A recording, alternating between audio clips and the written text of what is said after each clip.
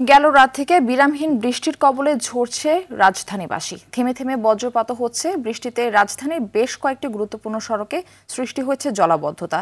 এতে দুর্ভোগে পড়েন যাত্রী ও পথচারীরা। তবে ছুটির দিন হওয়ায় পথচারী ও যাত্রী ভোগান্তি তেমন একটা চোখে পড়েনি। বিভিন্ন সড়কে পানি জমার ফলে কিছু স্থানে সিএনজি চালিত অটোরিকশা বিকল হতে দেখা গেছে। এদিকে মঙ্গলবার সকাল ৯টা থেকে পরবর্তী ২৪ ঘন্টার আবহাওয়ার পূর্বাভাসে বলা হয়, ময়মনসিংহ, ঢাকা ও সিলেট বিভাগের অনেক জায়গায় এবং রংপুর, রাজশাহী, খুলনা, বরিশাল ও চট্টগ্রাম বিভাগের কিছু কিছু জায়গায় অস্থায়ীভাবে দমকা হাওয়া সহ হালকা থেকে মাঝারি ধরনের বৃষ্টি বা বজ্রসহ বৃষ্টি হতে পারে।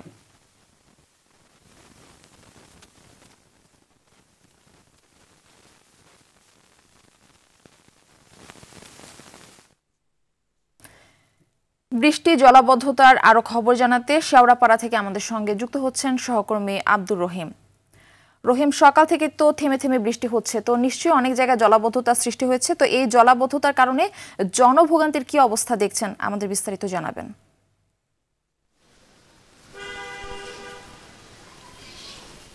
মারফি, গত রাত 12টার পর থেকে যে বৃষ্টিপাত হয়েছে সেটি ভোর সকাল 6টা পর্যন্ত কিন্তু টানা বৃষ্টিপাত হওয়ার জন্য রাজধানীর বিভিন্ন এলাকায় জলাবদ্ধতার সৃষ্টি হয়েছে। এছাড়াও কিন্তু যেটি দেখা গিয়েছে, খেটে খাওয়া মানুষের জনজীবনে কিন্তু কিছুটা বিপর্যয় এসেছে।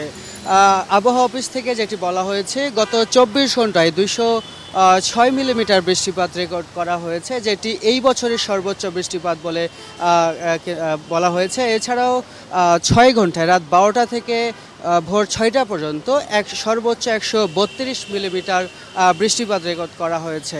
এছাড়াও যেটি বলা হয়েছে, এটি কিন্তু সাগরে একটি লঘুচাপ রয়েছে, যে লঘুচাপের প্রভাবে কিন্তু এই বৃষ্টিপাত হচ্ছে না। আবহাওয়া অফিস বলছে এটি সর্বোচ্চ একটি বড় মেঘকণার কারণেই কিন্তু সারা বাংলাদেশে একই সাথে এই বৃষ্টিপাতটি হয়েছে।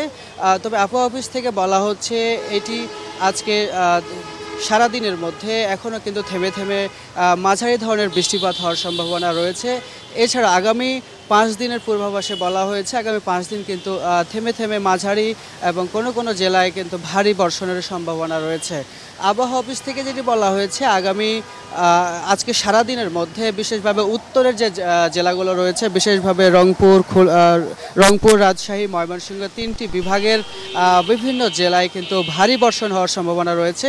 তবে আমরা কিছুক্ষণ আগে আবহাওয়া অফিসের সাথে কথা বলছিলাম, তিনি যেটি জানিয়েছেন, এখন অলরেডি বগুড়া সহ আশপাশের জেলাগুলোতে কিন্তু ভারী বর্ষণ হচ্ছে বলে আমাদেরকে নিশ্চিত করেছেন।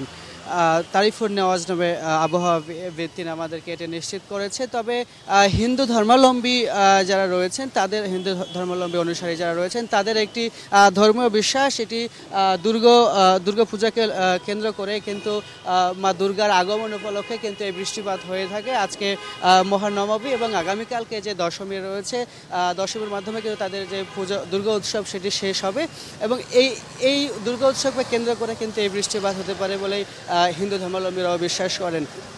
তবে যেহেতু দুর্গোৎসবের ছুটি চলছে, যার জন্য কিন্তু অফিসগামী মানুষের কোনো ঢল নেই রাস্তায় এবং তাদেরও ভোগান্তি নেই। তবে খেটে খাওয়া মানুষের কিছুটা জনজীবনে প্রভাব পড়ছে। তবে আমরা দেখেছি যে এই জলাবদ্ধতার জন্য কিন্তু রাস্তায় অনেক সিএনজি মোটরসাইকেল বিকল হয়ে যাওয়াতে আমরা দেখতে পেয়েছি রাস্তায়। তো রাজধানীর শেওড়াপাড়া থেকে এই ছিল আমার কাছে সর্বশেষ। মারফি, ধন্যবাদ আপনাকে।